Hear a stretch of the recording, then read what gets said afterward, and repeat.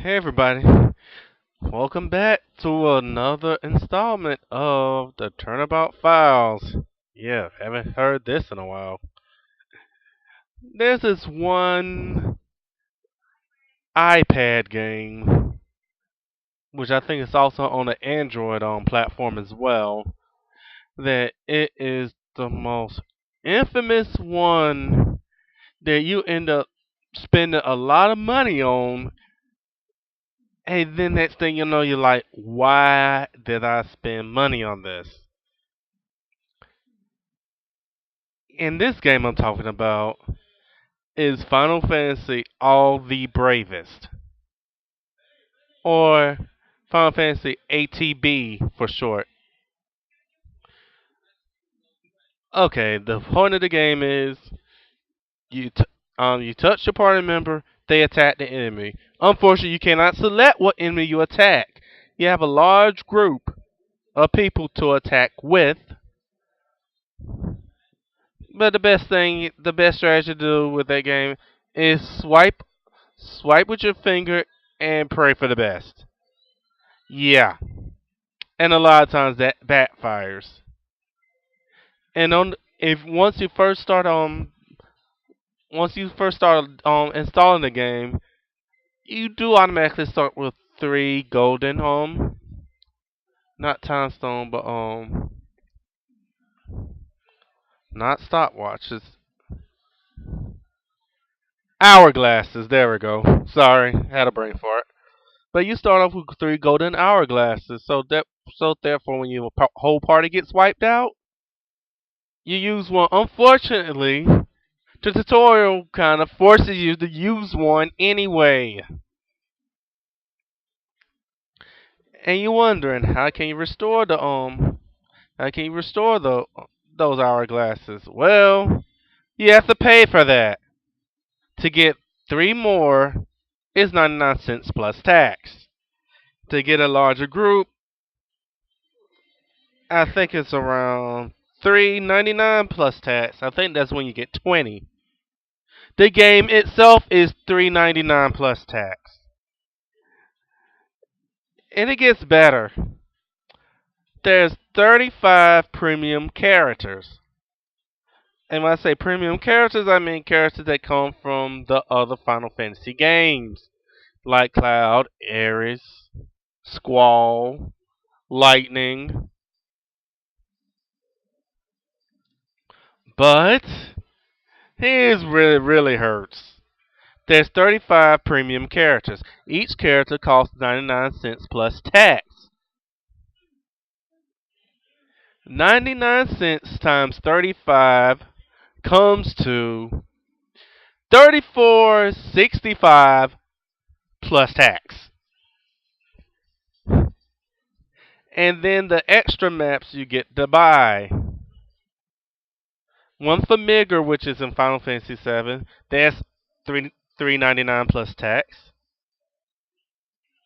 And that one area from Final Fantasy 13. Oh wait a minute, there was one more between that as well.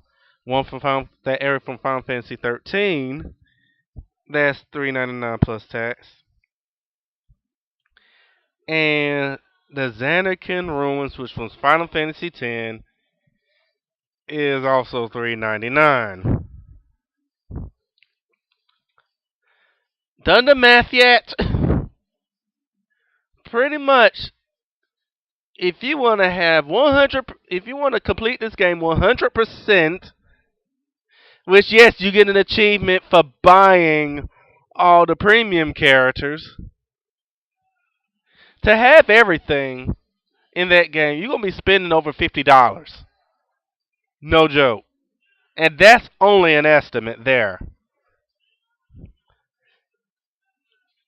And the oh boy, let's talk about the achievements. So I don't blather out nonsense. I have my iPad with me now.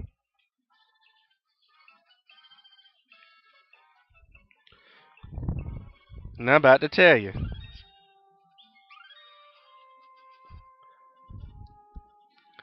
This game has 11 achievements. Roll call is when you unlock all the jobs from the non-premium worlds, which is the ones you get, which is basically, well, just the job classes. And here's the beat up part. There are there's only 25 job classes, range from fighter to onionite. Unlocking all those classes, which that happens randomly as you go on.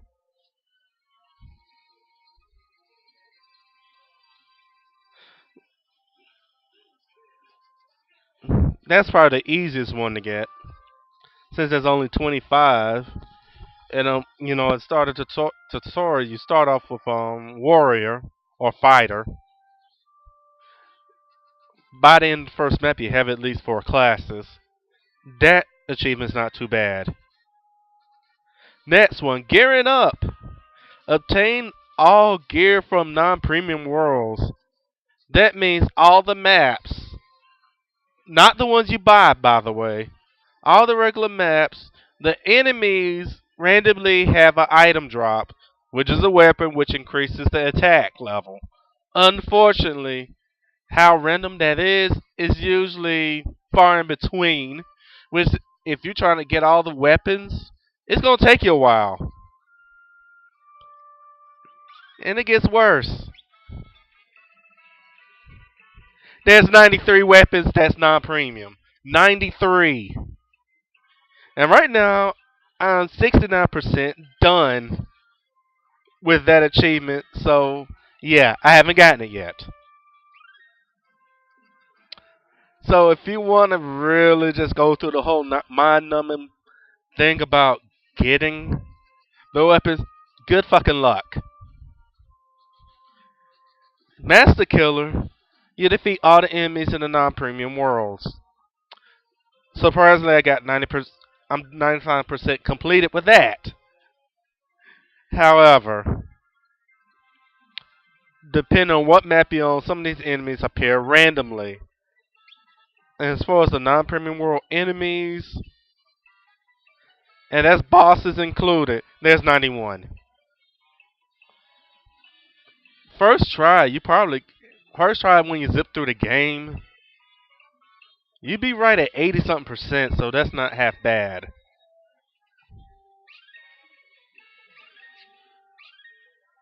Oh, wait a minute. No, no, no, no. Out of there. Hold on. I almost accidentally bought another premium character, and no, I haven't bought them all yet. Happy ending. The easiest one to get. Just beat the game. Go through the non-premium worlds and beat the game. That's the easiest achievement to get. Friends in high places. To get that one, this is the one that will piss everybody off. Be prepared to spend about $36 to unlock all the premium characters, which they are 99 cents each, and there's 35 of them. Sounds like fun. Pretty much, you have to buy this achievement, literally. Best in the slot, obtain all gear from the premium worlds, which you actually have to buy those 3 maps: Zanakin Ruins, Midgar, and that place from Final Fantasy 13. And those drops is just as random as the non-premium drops. So good luck with that, and only like 56% done with that one. Unrivaled. Defeat all enemies in non-premium. No, wait, correction.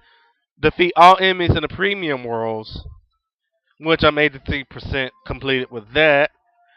That's just one thing with that one. The enemies are stronger there. However, you would think this would be the easiest one to get because there's only 30 premium enemies. That's it. 30. And believe it or not, I'm only missing 4 of them.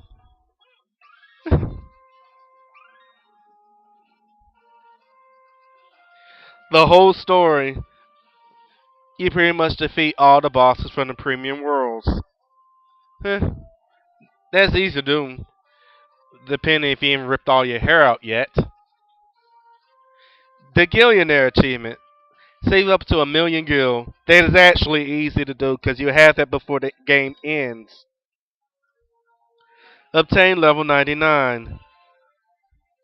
Since you can easily go through maps back and forth and level up your characters, it's easy to do. And the final achievement, which probably made me lose quite a few Twitter followers. I'm not gonna lie to you. The host with the most. Normally, you be able to hit the maximum of 32 party slots. However, there is a max of 40. How do you unlock the last 8?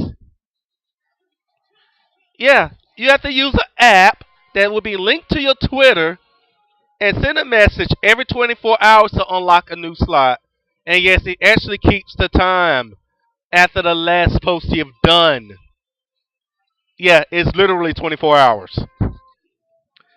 And unfortunately, that will show up on your Twitter with a photo saying, please play this game. It is the easiest one. Yeah. So, in other words, it's going to take you about 8 days, literally, to unlock the final 8 party slots. So you have all 40. Just, just why would you do that? And now that I got the achievements about this game out of the way, let's talk about the game itself. Remember I said swipe your finger across all the characters and hope for the best? Yeah, as soon as you're attacking the enemy, they will attack you back. And each character has 1 hit point. And a lot of them have ranged attacks, meaning they'll take out more than one person. So be prepared to be pissed. Oh yeah, if you don't feel like using the or paying money for the golden hourglass, you could your characters will be revived every 3 minutes. Let's say you have the standard 32 party slots. You'll be waiting roughly about 2 hours and 8 minutes to have them fully back in your party and ready to fight. But it gets worse if you have 40. All 40 of them.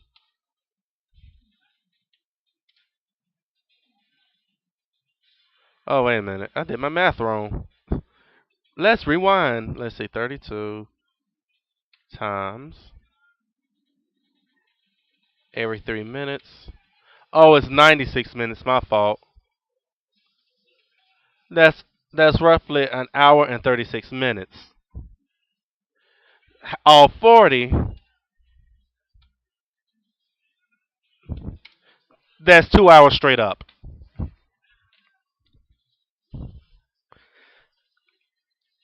And every 3 hours, have mind you, this thing called fever shows up. And when you use fever,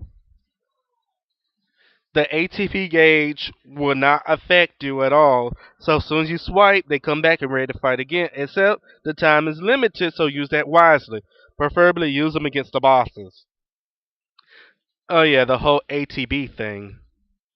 As soon as your character finishes attacking, you have to wait till the ATB gauge fills up. So therefore, you have to wait a bit.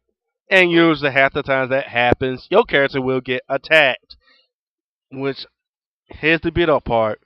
The enemies have quite a bit of HP versus each of your party members have 40, no, not 40 HP. 1 HP. So, yeah. So, will I ever in my life suggest this game to any Final Fantasy fan? Hell no. Stay away from this game. Don't even play it. Don't be a fool like me who actually paid for that game and then paid for the premium maps and paid for half of the premium characters, which hell, only work a state job and I'm about broke as it is. This game is not addicting at all. People say it's very addictive. The only thing that's addicting to me is the music because I play the classic Final Fantasy games. If you want to do that, play the classic Final Fantasy games. Matter of fact, they're also offering on the iOS. Final Fantasy 1, 2, 3, and 4, and 5. I'm just waiting for 6 to come out. And hell, if you want to play 7, PlayStation Network. Hello. 8, same thing as well as 9. 10, well, the HD version of Final Fantasy 10 will be released in for the PlayStation 3 pretty soon. 11, if you like that online type of thing, you could buy 11 easily for the 360. Granted, I don't like it. 12, well, just if you really like 12, and 12 to me sucks, just have a copy of it for the PlayStation 2. And 13, hell, they sell it for dirt cheap for the PlayStation 3 as well as the 360. Granted, I like 13 2 better. But yes, stay the fuck away from this game. Seriously, stay away from that game unless you want your pockets emptied. I would not. I know I said this already, but I would not recommend this even for the die-hard Final Fantasy fans. And yes, I am somewhat a die-hard fan of the Final Fantasy franchise, and I bought this game when I first got my iPad Mini, and I spent almost about 30 bucks getting the half the shit I got. Oh boy, this rant has gone on way longer than I expected. And if you want to try to 100% this game and get all the achievements, but be prepared to drive yourself fucking insane. See you guys later.